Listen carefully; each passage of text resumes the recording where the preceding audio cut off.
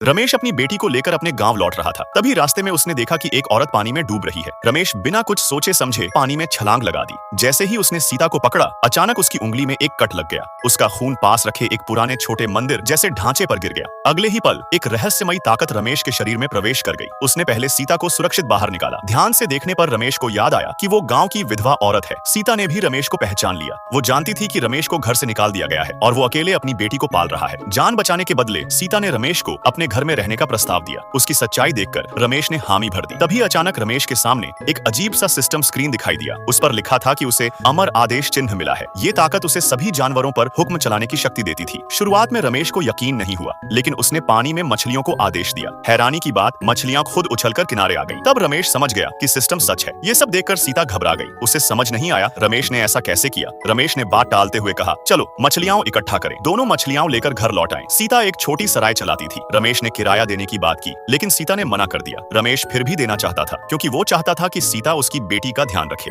अगले दिन वो मछली पकड़ने जाने वाला था। सुबह निकलते ही उसे उसका बड़ा भाई और भाभी मिल गए। भाई ने सवाल किया, भाभी ने उल्टा सीधा बोलना शुरू कर दिया। बोली, जानबूझकर घर छोड़ रखा है ताकि लोग हंसें। रमेश ने बहस करना जरूरी नहीं समझा। वो जल्दी मछली पकड़ने निकल गया। वो अपनी किस्मत बदलना चाहता था ताकि कोई उसे कमजोर न समझे। इस बार वो नदी के बीच पहुंचा, जहां मछलियां ज्यादा थीं। उसने फिर से शक्ति का इस्तेमाल किया। कुछ ही देर में नाव बड़ी मछलियों से भर गई। वो मछलियां होटल के बाहर बेचने ले गया। होटल मालिक ने ऊंची कीमत दी और रोज मछली सप्लाई का वादा किया। दोनों में लंबा सौदा तय हो गया। तभी रमेश ने अपना 1000 साल पुराना कछुआ दिखाया। मालिक बोला, मुझे कीमत नहीं पता, किसी जानकार को बुलाता हूँ। सब्सक्राइब कर लो, जल्द ही अगली वीडियो आने वाली है।